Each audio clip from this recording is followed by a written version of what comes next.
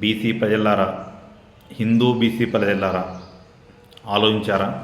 ఈ కాంగ్రెస్ కపట నాటకం ఎంత ఘోరం! ఆల్రెడీ మనకున్నది హిందూ బీసీలకు ఉన్నది 34% రిజర్వేషన్. ఈ కాంగ్రెస్ గవర్నమెంట్ అడుగుతున్నది 42%. మళ్ళీ అందులో ఏంది ఇంక్లూడెడ్ 10% ముస్లిం కోసం. అంటే మనకు వచ్చేది 32%. అంటే 34% నుండి 32%కి తగ్గించి చేస్తున్నారు. అంటే మనమంతా తెలివి తక్కువలమా? మనకు మినిమం సెన్స్ లేదా? అంటే రాహుల్ గాంధీ కాంగ్రెస్ గవర్నమెంట్ ఏం చెప్తే అది మనం వింటాం అనుకుంటున్నా? మనకు తెలియదా? మనకు తెలుసు, మనకు తెలివి ఉంది. సో ప్రజలారా, హిందూ బీసీలారా, అస్సలు మనకు తగ్గడం ఎందుకు? మనకు 56% మనకు కావాలి. హిందూ బీసీలకు 56% రిజర్వేషన్ పక్కగా కావాలి. అది చేయాలంటే బీజేపీ గవర్నమెంట్ మాత్రమే చేస్తుంది. అలాగే నా పార్టీ, నేను నమ్మిన పార్టీ, నా దేశం కోసం, ధర్మం కోసం పాటుపడే పార్టీని రిక్వెస్ట్ చేసేది ఏమనగా, మీరు ఇంకొక 20 ఏళ్ళు తెలంగాణలో అధికారం లేకున్నా సరే, కానీ మీరు మాత్రం ఈ రిజర్వేషన్కి ఒప్పుకోకండి. మనకు మినిమం 42% హిందూ బీసీలకు మాత్రమే వచ్చేట్లుగా మీరు చేయండి. వాళ్ళు ఏమైనా చేయండి, మనం చేసి తప్ప వాళ్ళు ఏం చేయలేరు మనకున్న మెజారిటీకి. సో మోడీ గారిని, బీజేపీ గవర్నమెంట్ని కోరుకునేది ఒకటే, 42% ఎట్టి పరిస్థితిలో బీసీలకే కావాలి, హిందూ బీసీలకే కావాలి. ఒకటి వినండి, ఇప్పుడు పాలమూరు లాంటి, హైదరాబాద్ లాంటి నగరంలో 10% ముస్లింలకు ఇస్తే మేయర్లు ఎవరు అవుతారు చెప్పండి?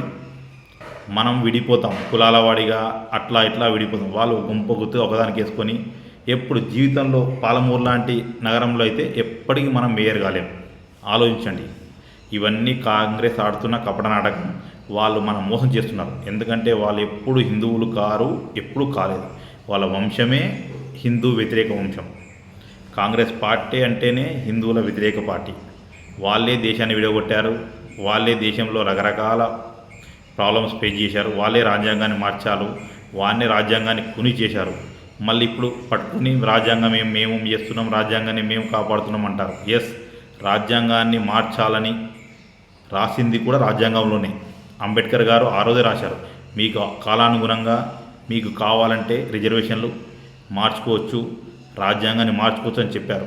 సో బీజేపీ గవర్నమెంట్ని కోరుకునేది ఏమంటే, మీరు 42% మనకు పక్కాగా చేయండి. బీసీ హిందువులకు మాత్రమే చేయండి. మనం ఎందుకు లాస్ పోవాలి? 2%. ఏం భయపడద్దు.